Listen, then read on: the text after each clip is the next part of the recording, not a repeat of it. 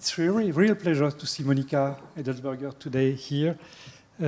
So I will say a few words to introduce Monika, although I'm sure many of you know her very well. So Monika is a professor at Ludwig-Maximilians-University in Munich. She's also, I don't know, what is the official title? Research group leader at Max-Planck. This is how it is called? That's how it's called. For the moment. Official title. Okay. So Monika made her PhD under the supervision of Emmanuel Bloch. I think you defended in 2015. That was a wonderful PhD thesis with many things. I will say some of the subjects she covered, but it was really impressive. And then we were lucky enough to welcome her for a postdoc here in Paris. And then she went back to Munich, unfortunately. So yes, Monika has worked on many different subjects. So for thesis and then later, so I've listed a few of them. The realization of the Hofstadter Hamiltonian, famous Hofstadter butterfly, the measurement of the Zach phase in a 1D gas, the measurement of a Chaire number in a 2D gas, the realization of a Thouless pump, and more recently, the realization of anomalous Floquet system, which was a very nice achievement. Simulation of gauge theory, this is what we'll hear today. Not really? No, not gauge theory? Well quantum simulation in yes. Case, but, okay. Maybe I can say a little bit in the end, but we'll see. As you want. She has also received many awards. I'm not going to list all of them. Let me just mention the Junior BEC Award. It was in 23, I think. Yes, something like that. Yes, 23. And also you are a member of Acatech, which is the German Academy of Science and Technology. This is what it is. It's a nice name. Yes. It sounds a bit Mexican, you know, Acatech. It's to advise politicians, you know. Well, we'll try. Okay, so thank you very much for coming, Monika, and the floor is yours. Thank you very much for this very nice and kind introduction. I'm always happy to be back in Paris. It still feels very familiar. It still feels a bit like coming home, so I enjoy it very much. I also enjoyed very much my time here as a postdoc. And so today, it's kind of about gauge theories, but not dynamical gauge theories, but recent tools that we have developed in order to study many body phases in the presence of artificial magnetic fields. So it connects a little bit to tools that we developed for studying the Hofstadter model, and where basically I'm trying to give you a sense of what we can do now to observe these phases and how we can try to scale them up to actually have many strongly interacting particles in that system. But before I start, all of what I'm going to present will be basically about these pictures, why we work with these systems, what we can do, and how we manipulate them. And so what we are working with is neutral atoms in optical lattices. So this is what you see here. Essentially, all these little dots are individual atoms, cesium atoms, that are arranged in a square optical lattice. And this is also why I picked this title, Atom by Atom, because what we are really trying to do is assemble a many-body system where we can control the microscopic interactions between particles, and we can see and manipulate, in principle, each individual atom. So this is the main starting point, and it's a little bit hard to see on that picture, but essentially we trap the atoms in addition in a box. So you should think about these particles as arranged in a square lattice geometry, but in addition there are like sharp walls at the edges, so it's like a container, and at the bottom we have this nice optical lattice potential. Okay, so before I start talking about more details of this experimental platform, I wanted to zoom out a little bit and remind you what we are all excited about these days, or at least many of us. And there's a lot of discussion in the news and everywhere about quantum technologies and hopes and dreams, but also new technologies that are already available today. And quantum systems have applications potentially across a large variety of areas. There are quantum sensing applications, applications in quantum communication, and then the ultimate goal that you hear often in the news is about developing quantum computation and having fault-tolerant quantum computational devices that then can implement any algorithm that we'd like. And the key new addition to all of this, and why we believe there are so many new technologies, is that we can now control not only individual quantum particles, as you know we can already do for a while. There have been Nobel Prizes awarded to this. But now the idea is to really make use of the interaction between them, engineer them in a very precise way, and have a large interacting many-body system. And then the idea would be that the structure, like entanglement in the state, can be used for something interesting, like sensing applications, for instance. That's the ultimate goal that I think now is shared across all of these applications. We are trying to understand that, and then also for material science, maybe find new many-body phases of matter that can have interesting applications.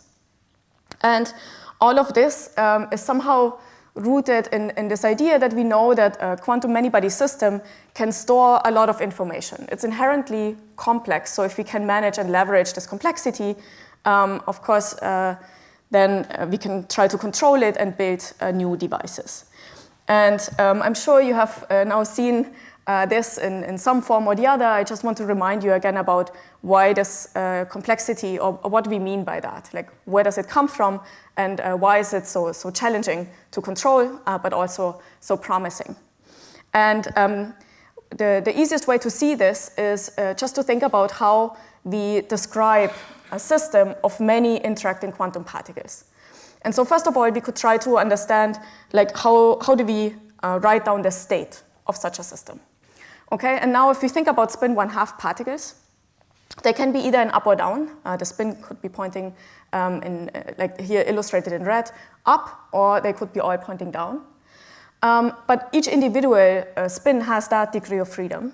So I can have all other different combinations as well, all other different configurations. So if I start counting how many I can get, well, then it can start on side 1, so it's either up or down. That's 2. Then I can add another one. It can also be either up or down. So if I count all of the configuration, it's 4 of them. It's 2 to the power of 2. And now we can continue going on and on and on. If I add a third one, it's 8. So I double it every time I add another spin. Okay, so that means at the end, the space, or the number of configurations, grows exponentially with the number of spins that I have in my problem.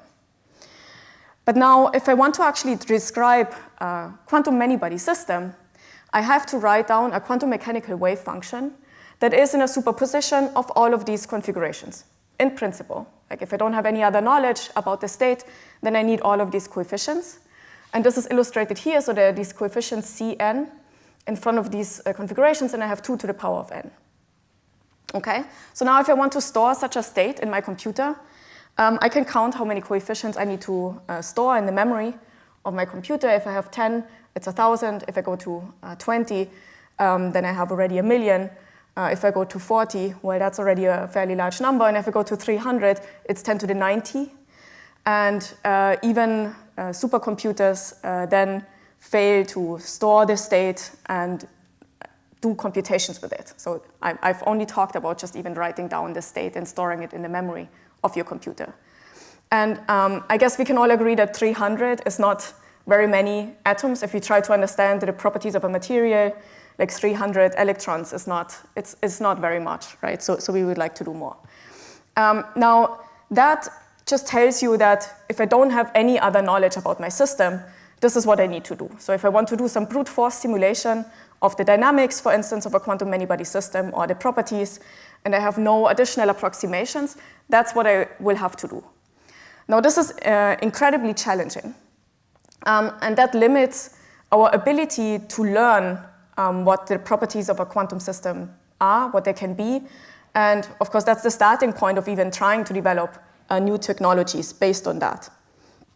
And now quantum simulation goes back to the idea of Richard Feynman then, that if we cannot do that, well, maybe there are other ways of learning more about a quantum many-body system or controlling a quantum many-body system if we go ahead and build such a device in the lab.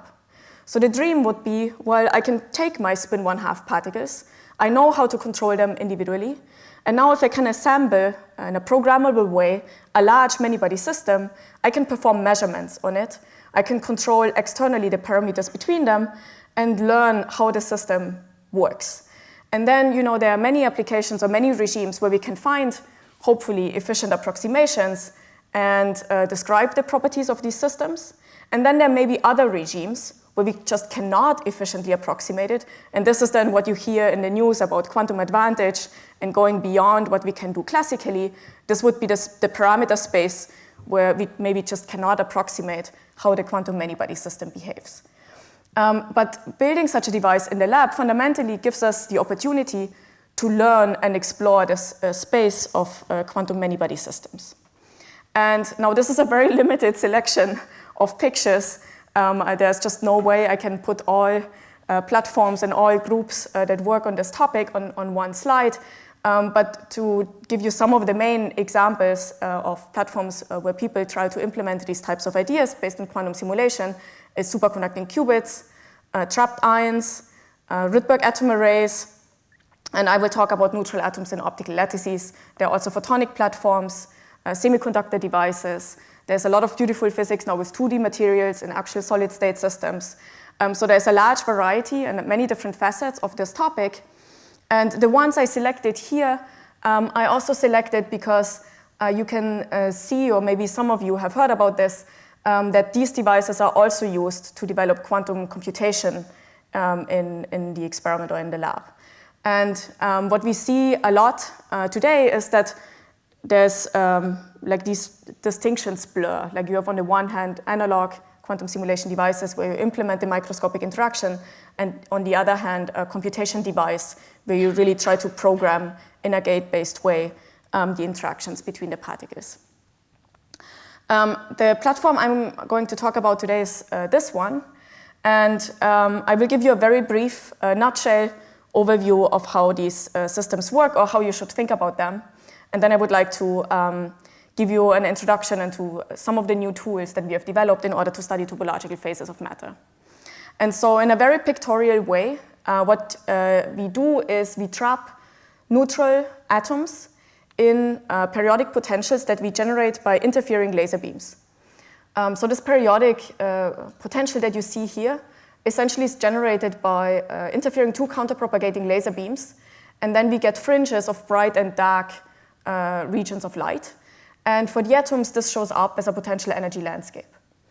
And before we load the atoms into this potential, we form, in this case, a Bose-Einstein condensate. So we go to very, very low temperatures in the nano-Kelvin regime, and then we adiabatically load them into this optical potential. Now, because we generate it by interfering laser beams, the neighboring distance is on the order of the wavelength of the light that we use to form that potential. So typically, that's on the order of half a micrometer. So depending on from where you come from, this is either very small or very large. If you have an actual condensed matter system in mind where this would be angstrom, it's extremely large. If you're thinking about Rydberg atom arrays that are used for computation, this distance is rather small because there they work at many micrometer distances. So now if we load the atoms into such a potential at very low temperatures, the dynamics is very simple. You have seen just in the lecture before Josephson tunneling equations, and all we do is essentially have atoms that can tunnel through this barrier. So if you think about a single particle, it can move around. There's a probability for hopping between neighboring sites across this potential barrier, and this is given by the amplitude J. That would be our kinetic energy term. And now if we have more than one particle, or if they are interacting, then whenever they meet on the same site, there is an interaction energy term that we have to take into account as well. And this can either be positive or negative, so it can be either repulsive or attractive in the system. And then the basic Hamiltonian or equations that describe the dynamics of that system can be expressed in this form, where A and A dagger are creation and annihilation operators. So A dagger A just means I destroy a particle on side J and create it on side I. So this is the hopping term, the kinetic energy term. And this interaction energy term counts how many particles I have on one specific lattice side I. So n is the number operator that just counts how many particles I have there. So this is the nonlinear term. And now you might say, well, this Hamiltonian looks extremely simple. I have two terms, J and U, so how interesting can this potentially get? And I think this is the beauty of these quantum many-body systems. The properties of this Hamiltonian, if you add potential energy terms and so on, is surprisingly rich. So there's a lot of exciting physics that we can study. And if you think about putting fermions in such a system, you add a spin degree of freedom and you pick fermions, you get the Fermi-Hubbard model. And despite the fact that there are only two parameters, we still don't know how the phase diagram of the Fermi-Hubbard model looks like. And I think this is maybe a very nice example on trying to see or appreciate why quantum many-body problems are so difficult to address. Okay, and now, so this is the simplest form. I just have here a few examples on how to make this model even more complicated. So you can think about having more long-range interactions, not just on a single side, extended Hubbard models, putting atoms with dipolar interactions. So there are a lot of different ways to make this system even more complicated than I put here on this slide. Okay, so let me say a few words about how the science chamber or the experimental system looks like and how we get these pictures.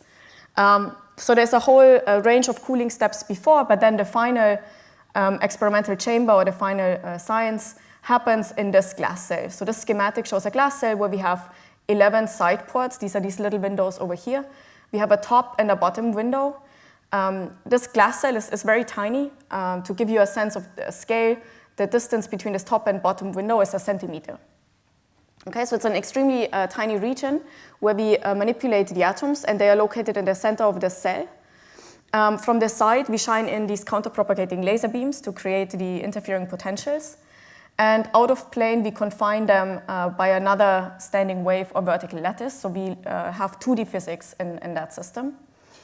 And in order to see the atoms, we build high NA imaging systems. So it's really a microscope that we build around the glass cell in order to be able to see each individual atom.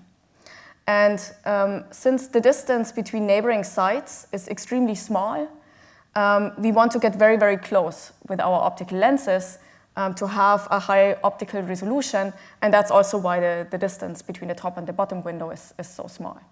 So in our case, the distance is 380 nanometer, which is extremely tiny. Okay, now how you should think about these types of experiments is that we prepare the atoms in this two-dimensional potential. Then we perform a quantum simulation experiment.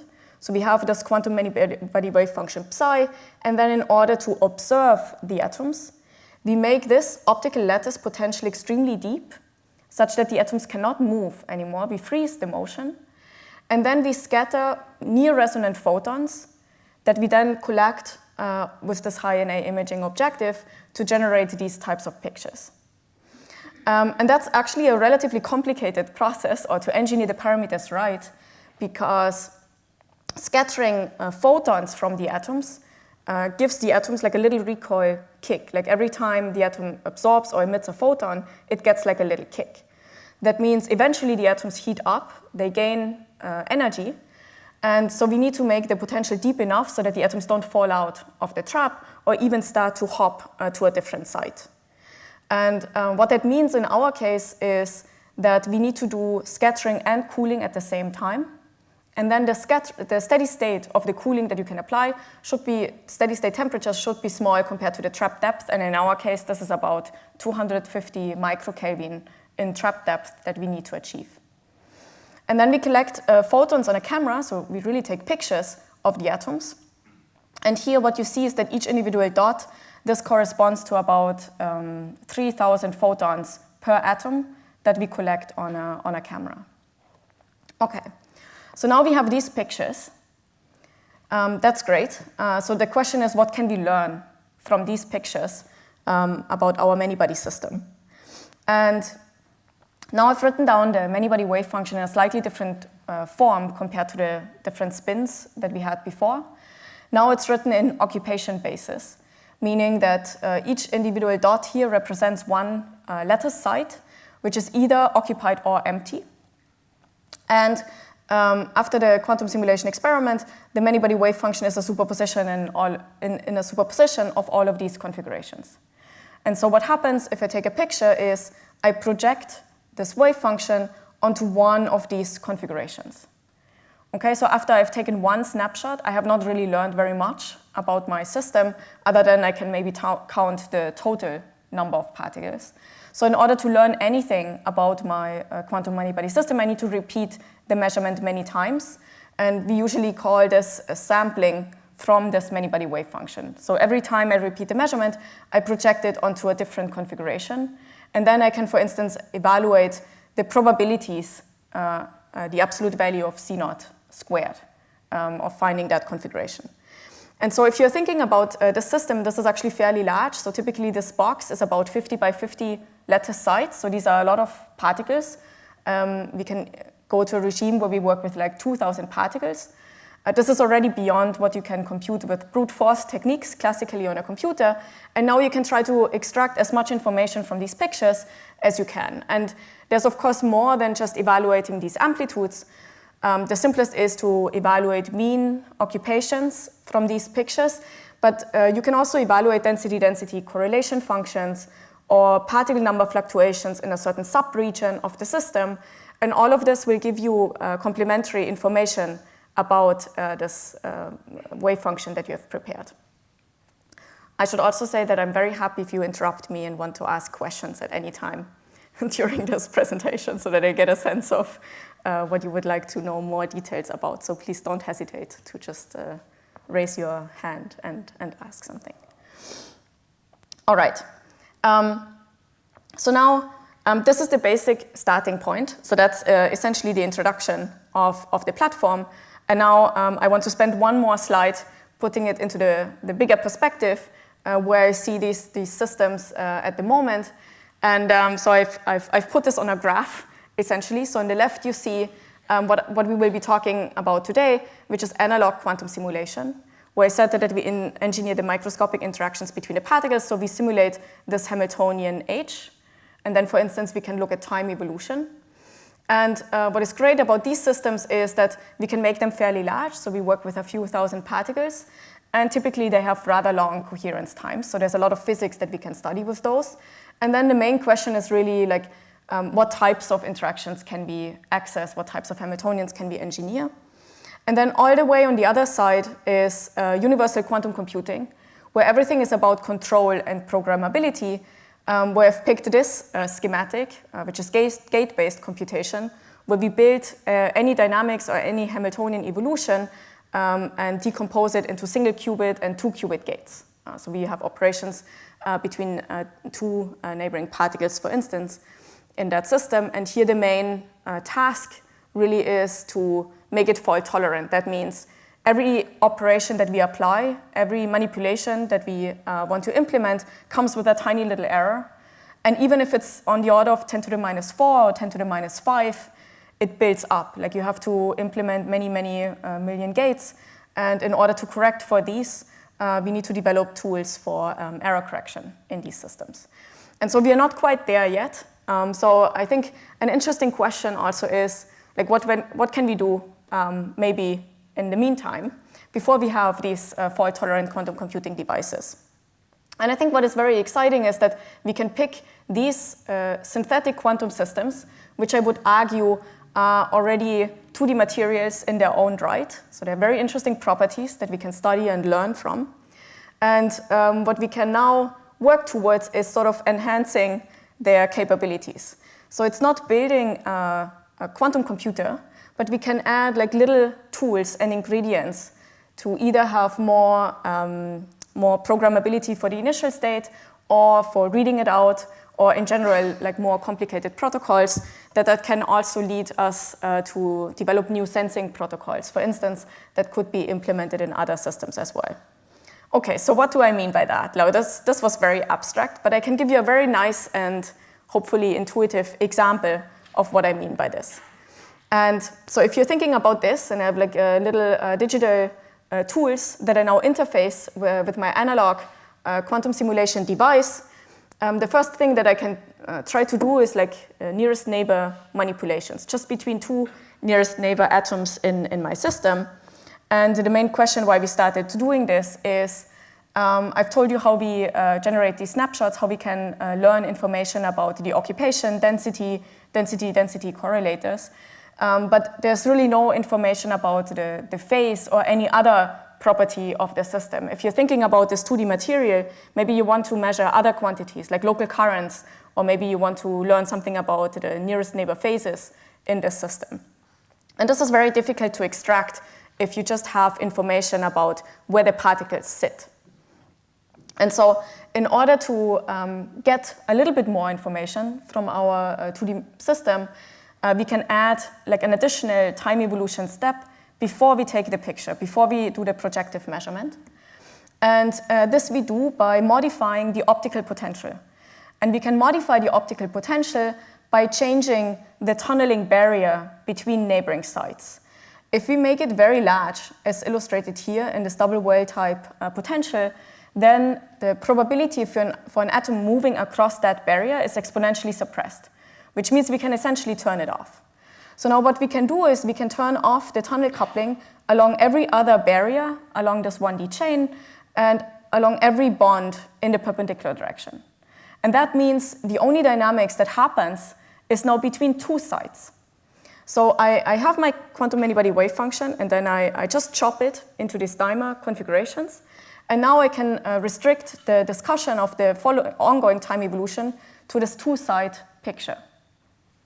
Okay? So now two sites are nice because we can try to understand it on a Bloch sphere.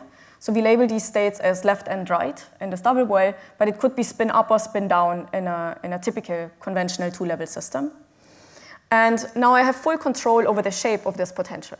So if I couple these two sites symmetrically, that's like the kinetic energy term that I mentioned previously in Hubbard language.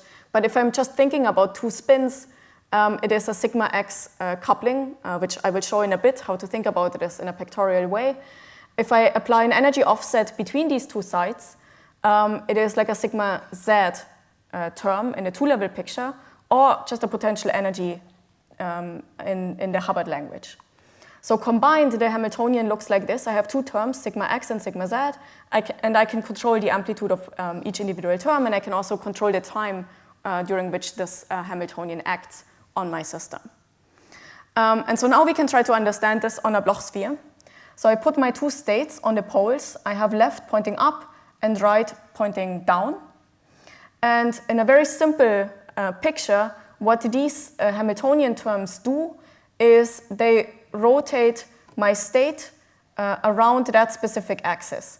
So the surface of the sphere describes all my states for one particle in a system, a coherent superposition of left and right. If I have the particle localized on the left-hand side, it would be just a vector pointing up. And then if I apply my sigma x term, what it does, it keeps rotating the state around the x-axis. And if I apply my sigma z term, it does the same, but it rotates it around the sigma z axis. Okay, so now if I go back to my Hubbard language, the sigma z axis is density. So that's my usual measurement basis. So if I just look where do the particles sit in my lattice, I measure the expectation value of my density operator. If I look at the sigma x term, I already mentioned that's essentially kinetic energy. So if I go back to my Hubbard parameters, this is a dagger a, so it describes this hopping process from one side to the other. If I can rotate this into being my measurement basis, I can measure the expectation value of the kinetic energy term. And over here, the sigma y corresponds to the current operator in my system. Okay, so if I now want to actually measure currents in my optical lattice, what I want to do is, after finishing my quantum simulation, I want to have a little time step that is a pi/2 rotation around x that rotates the current basis into my measurement basis. Then I take a picture and I can generate a local map of the current distribution in the optical lattice. And you can also implement all sorts of other protocols, like everything that you know from NMR or two-level systems, like Ramsey protocols, spin-echo protocols. All of this you can do just using these very simple operations and combining X and Z operations. Okay, so we have tried this in a very simple system that we generate artificially, just to convince ourselves that that actually works. And I will get back to this in a bit. For now, the only thing that is relevant is that we generate a tiny little lattice of 4 sites. We have an artificial magnetic field that I don't tell you for the moment how that works. But we have 2 strongly interacting particles in that system. And if you load them into the ground state of such a plaquette, due to the magnetic field, there's a chirality. So the ground state actually has these nice circulating currents around the edges of that plaquette. It's at half filling, so if you just measure occupations, you will not see anything. The particles just have a probability of 1/2 to be on each one of these 4 little sites. All the information is in these currents, which are illustrated by these little arrows over here. And one main motivation for doing this is to study topological phases of matter, and I will get to that in a bit. Okay, so what we have done is generate an array of these little plaquettes in our 2D system. Similar idea, we chop the 2D lattice into small plaquettes, and in each one of these plaquettes we put 2 strongly interacting particles and prepare the ground state. And then we measure these local currents, and this is an actual measurement of the current distribution that we have essentially programmed by hand in such a system.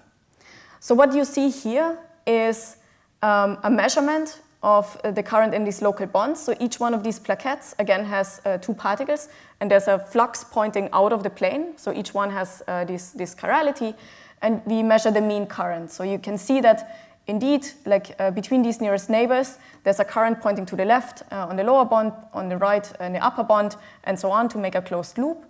And you can also see that because of finite statistics, some of them appear broken, like there's a missing link here, there's a missing link here. This is shot noise. This is actually due to finite statistics and averaging many of these experimental realizations. But this now is what we call like a local current microscope, which now gives you a completely different way of looking at your many-body system.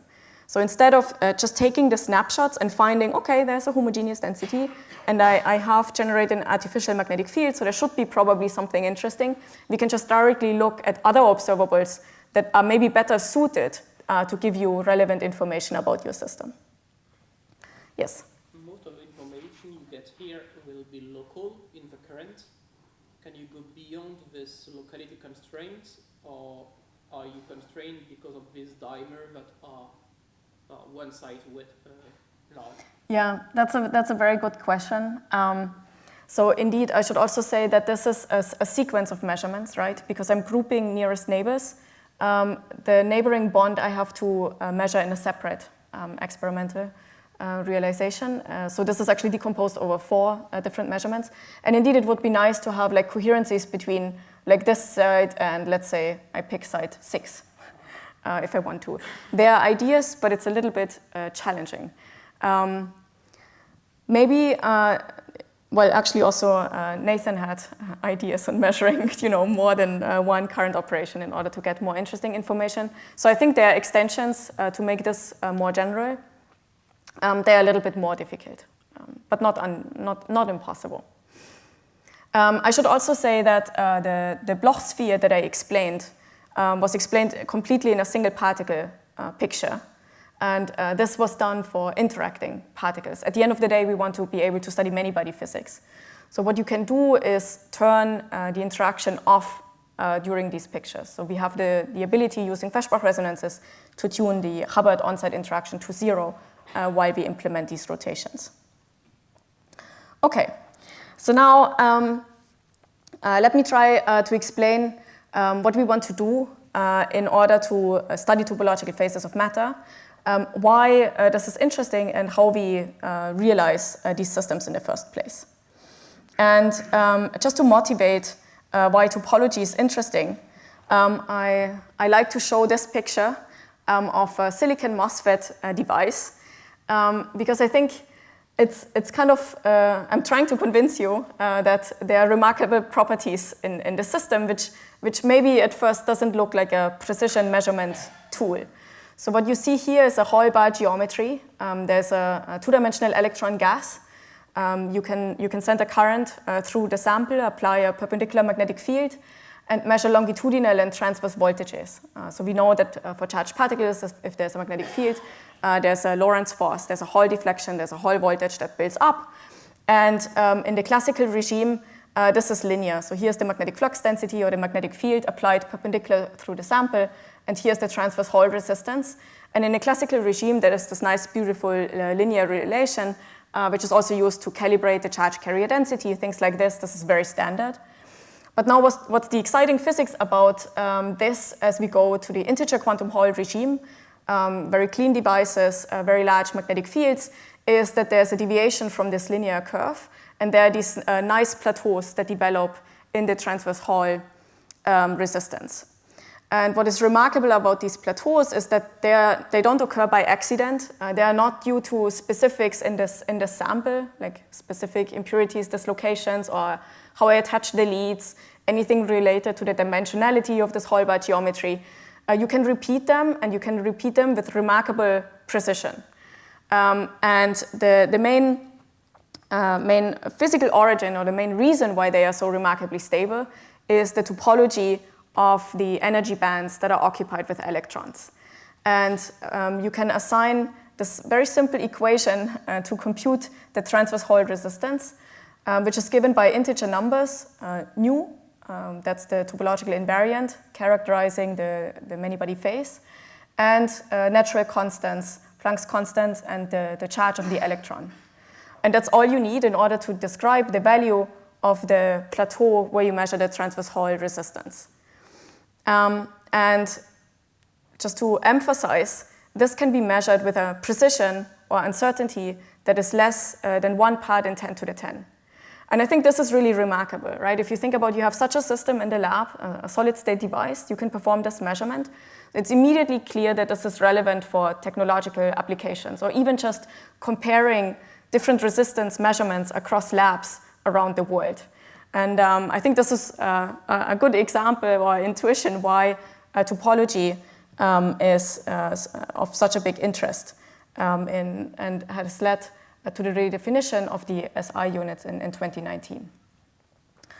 Okay, so these topological invariants in the integer quantum Hall effect, you can compute from the energy bands. So you can do a band structure computation to understand the electronic structure, and from the geometry of the band, you can assign this integer number and compute it. So in principle, all of this is well understood, and we don't need a quantum simulation experiment to necessarily do that, although it might still be fun. But what is remarkable is that if we add interactions to the system, there are new phases of matter that lead to fractional values of these plateaus. So now it's not an integer anymore. They appear 2/3, 3/5, 4/7, for instance. And it's unclear for many of those what exactly the nature of the many-body phase is. And this is a very difficult problem just because these phases emerge intrinsically due to interactions between the particles. So it's not easy to find like an approximate way to describe those. You have to solve an interacting many-body system from the very beginning. And so it would be very nice to have a quantum simulation experiment to do these kinds of physics. Okay, so now I've spent quite some time talking about these Hall bar geometries, but of course it's not so easy to just do that in the lab, because we have a system that looks completely different. We have these charge-neutral atoms that move in this periodic potential that we generate by laser beams. And so we cannot simply recreate the physics we see here, because if we apply a magnetic field, there's no Lorentz force and no Hall deflection. We see shifts in the internal states, but we cannot simply recreate something like that in the lab.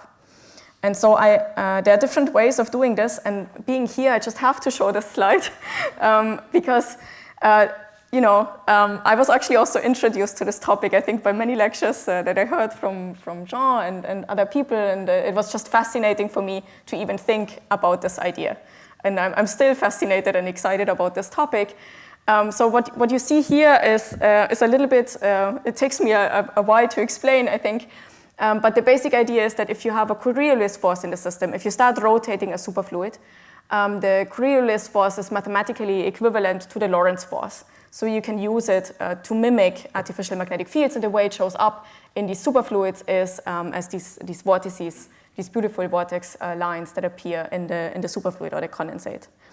There are other more abstract ways to implement artificial magnetic fields, and this goes back to the idea of engineering geometric phases or Aharonov-Bohm phases, as I will make use of in a second as well. So Aharonov-Bohm phase is a concept, or is a phase that develops if you have an electronic system or electronic wave packet, and you build an interferometer whose area is pierced by a magnetic flux or magnetic field. If you read out the phase at the end of your interferometer, it is proportional to the flux that pierces the area of the unit cell. And you can look at this as a geometric phase. This concept can be engineered in many different ways. So this idea that you have a geometric phase or a Aharonov-Bohm phase for your interferometer can then be, if you generate it with any other way here by dressing internal states with laser beams, interpreted as having an artificial magnetic field. So if we put this on a lattice, it looks very similar as this continuum example of the Aharonov-Bohm phase. In this case, we now look at this two-dimensional square lattice as we had before, where atoms can hop between neighboring sides of the lattice. And if I think now about having a magnetic field present, then what I find is that these hopping matrix elements become complex. And this is essentially a discretized version of this Aharonov-Bohm phase that I have in my interferometer around a closed loop. If I look at these complex hopping matrix elements and compute the equivalent, like a phase around a plaquette in the lattice, if that's non-zero, the effect is essentially like a magnetic field or magnetic flux that pierces the unit cell of the lattice. That's the basic idea. So in order to actually realize artificial magnetic fields in a lattice geometry, all you have to do is make these hopping terms complex. And now, because you're imprinting them by hand, this is how you can get access to the Hofstadter butterfly, which appears at ridiculously large magnetic fields if you just have a normal solid-state device at like a few thousand Teslas. You can do that because you can pick any phase between 0 and 2 pi to engineer by hand if you're using this concept of complex phases that you attach to your hopping matrix element. And without going through the details, we use Floquet engineering that is periodic driving of our Hamiltonian in order to realize these phases. So the idea is that if you just very, very quickly modulate your Hamiltonian parameters, the atoms see an effective time average system that has new properties, and in this case, it has these complex phases. Okay, so going back to the quantum Hall system, let's just assume now I know how to do this. How do you convince yourself that you have actually engineered such an artificial magnetic field? And the first experiment that you might want to do, and I'm showing this also because there's a beautiful realization here from Collège de France, is you could think about seeing cyclotron orbits, right? You could try to recreate these cyclic orbits that you would expect from an electron that moves in the presence of a magnetic field with charged neutral atoms. So this is the pictorial diagram. So you have a charged electron, and in a magnetic field, it performs these orbits. And now you could hope to see that with charged neutral atoms. And now my example is very, very old. You will see in a bit a more recent one. But so in principle, what you can track is like the real space motion of such a particle, and indeed you see this charged neutral particle moves around a certain orbit. This does not look very beautiful. It's again like a very tiny discretized plaquette of 4 sides. So I wanted to show you these nice cyclotron orbits, which have been realized in a slightly different geometry, similar idea, but in synthetic dimensions. This is realized with dysprosium. And this has been done at Collège de France here in synthetic space. So this is to illustrate that these techniques really work, we can recreate or mimic the physics of charged particles in a magnetic field. And indeed, we can also see something like a Hall deflection, as you would do in a solid-state device, where you can measure these transverse and longitudinal voltages and see or measure the Chern number in such a device. Okay, so how does this actually look like? So our system is completely different, of course. So we use our ultra-cold atoms that we prepare in the lattice. We load it into one band of this periodic potential in the lowest band, which now has a non-zero Chern number. And then we apply a force. And what happens in this system where we apply a force by applying a tilt to our optical lattice is that if it's coherent, there's no net motion. So the atoms don't roll down the hill. We just apply this potential energy difference, which induces Bloch oscillations in our system. And then in the presence of the artificial magnetic field, what you see if you take pictures of that cloud is they start to move to the side. And this sideways motion, if you prepare it for a system where the complete lowest band is filled, so this is a bit like electrons with a Fermi energy in the band gap that occupy like one electronic band, the response that you get in this transverse motion is proportional to the topological invariant or the Chern number that characterizes that band, which in our case is a Chern number that is equal to 1. So if you just track with pictures the sideways motion, you get this nice linear behavior, and from this we can fit a value which is in agreement with what you expect from theory. And this is quite remarkable, I would say, because what we have done here is to realize this integer quantum Hall system with atoms that do not have any charge. And even more so in this case, it's bosons. It's not even anything like the electronic system that we started out with. Okay, so now all this is integer quantum Hall physics, so there are no interactions. And so the last remaining 10 minutes or so, I wanted to spend on telling you on where we are in terms of making many-body systems out of that. And so the state of the art for the moment is still 2 interacting particles for doing strongly correlated physics in these systems where we can see and manipulate each individual atom. So this is an example from Markus Greiner's group in Harvard, where they have used 2 bosonic atoms to realize fractional quantum Hall type state, like it's a Laughlin wave function that occurs at filling 1/2 that has been realized in this system. So it's 2 particles on 16 lattice sites. There's another example from Selim Jochim's group where the idea is based on rotation. So this goes back to this idea of the Lorentz force being mathematically equivalent to the Coriolis force. And here they have engineered a 2-particle wave function, also a Laughlin state wave function with fermionic atoms. And there are other examples from photonic platforms, superconducting qubits and polaritons. Again, also 2 particles. So this is essentially where we are and what we can do. And I cannot show you now a many-body fractional quantum Hall state, but what we have been trying to do is go ahead and find a stable parameter regime where we can put many interacting particles in our system and look for the ground state properties, study the phase diagram of an interacting many-body system in the presence of these artificial magnetic fields. And the system that we have picked in our case is a simplified geometry. It's not a fully coupled 2-dimensional lattice, but it is an array of ladder systems. So you should think about these as 2 coupled chains. So we have a tunnel coupling along this direction, and we have a perpendicular rung coupling with amplitude k that is also complex. So this one has like a phase that increases linearly as a function of distance and gives rise to these Aharonov-Bohm phases or artificial magnetic fields that pierce the unit cell of such a ladder. And these yellow blobs, essentially what they illustrate is that we use the technique of measuring local currents in order to detect the properties of this state. Okay, so now let me first motivate why the physics in this system is actually quite interesting. And I will walk you through the phase diagram first without interactions, so just purely non-interacting particles in a ladder with flux. And this is something that we have worked on together with Thierry already like a while back, also during my PhD, and now we do many-body physics in that system. Okay, so what do you see here?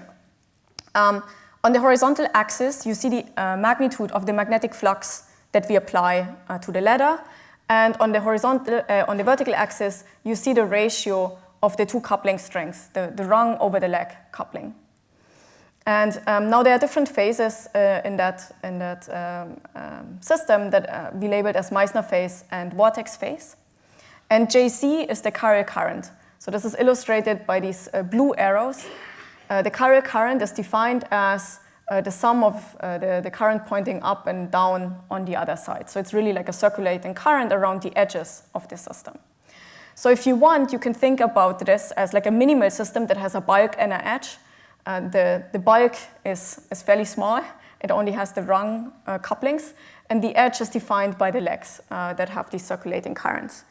And so what is interesting is that if you look at a fixed value of the rung over leg coupling, so along this red dashed line, and you look at the strength of the chiral current as a function of the applied flux, you find a behavior that is reminiscent of type 2 superconductors. You look at the chiral current, or this shielding current, as a function of the applied field, and you find that it follows it roughly linearly. So the stronger the flux that you apply, the stronger this circulating current around the edges, which tries to prevent the flux from penetrating the bulk of your type 2 superconductor until you reach a critical value. And so this is what we label the Meissner phase. It has a homogeneous density that is shown in gray, and it has these chiral currents. So this is a plot of the ground state wave function that you can calculate in that system. And then as you hit the critical value of the flux and go beyond, the fluxes start to enter the bulk of your system, and this circular loop starts to break up into smaller vortex currents. And this is what is labeled as the vortex phase. And now, this is a particularly good example where it would be very nice to just locally be able to study the current distribution in a microscope experiment. And as it turns out, bosonic flux ladders, or flux ladders in general, are actually very well suited to try and go to many interacting particles. This is again an example from Markus Greiner's group, where they studied it with 2 particles in a quench experiment. I don't know what I just did. Okay. And there's another set of examples actually from Leo Falani's group in Italy at Lens, where they studied interacting fermions in that system. Not in a microscope, but it's a very nice minimal quasi 1D system that allows you to study Lorentz force type behavior, orbital magnetism, or Hall currents in the first place. Okay, so now we do the same thing, well, similar. We have bosons strongly interacting in our lattice. And if you go to the strongly interacting regime, so now we make the interaction so strong that particles essentially cannot hop on top of each other. They prevent this from happening. We find insulating phases at half filling that still have these circular currents, or the structure that I've explained in the beginning. And we have prepared like an adiabatic protocol to ramp into the ground state, for instance, of this Meissner phase, and then detected the local current distribution. And this is an actual experimental result from our experiment, where we show the distribution of this measured local current. Here we did a measurement on every other bond, so that these ones are empty doesn't mean there's no current. This is just we didn't look at these bonds. So you see these nice blue arrows which point to the left on the lower leg and to the right on the upper leg. And we also measured the currents on the rungs. And you see that they are very, very faint, which essentially encodes the amplitude of that current. And it just means there's essentially no current in the bulk. So we see this nice circulating current in the Meissner phase. We can measure the density. And as expected, there's no information in the density. This is resolved for the current on the upper leg, the lower leg, and in the bulk, which is the structure that you would expect from the Meissner phase. And this is then, for the first time, actually a measurement where we're able to realize such a strongly interacting system in the presence of a magnetic flux. And we have tuned it across the critical value of the rung-to-leg coupling from the mod Meissner to the mod vortex phase to also see the reduction of the chiral current in the vortex phase. seeing the actual vortex structure locally is extremely challenging. We have spent a lot of time trying to see it. You can see that the many-body gap is very small in this region, so it typically has a higher temperature compared to the Meissner phase. So we did not yet resolve the local structure of the vortices, but we managed to get fairly low in temperature. And to give you a sense, so now we are at 24 interacting particles, which is still a very small number. But if you want to be positive, it's an order of magnitude more than 2. So that's good. And the temperatures are relatively low for this periodically driven system. It's on the order of the tunnel coupling. And maybe to give you a sense of what do we need to achieve to see fractional quantum Hall states or like large-scale fractional quantum Hall states, we would need to lower this to about 0.1. So it's like close. We are not there yet, but it's a very nice step towards achieving this limit. And yeah, I think this is a good point to stop. There's a lot more that I could show you about edge states and anomalous Fouquet, but I think this is a good point to thank my team, and in particular the people that worked on the cesium quantum gas microscope. Alex did an amazing job on the flux ladder and the current measurements. And I also wanted to highlight Simon. I didn't talk about his work, but we recently had results on generating quantum spin liquids, which is also an interesting topic. And the other team I wanted to mention as well, because they have worked on Haldane phases, anomalous Fouquet, topological edge states, which are other interesting facets of topology that we can look at in our system. So thank you very much for your attention.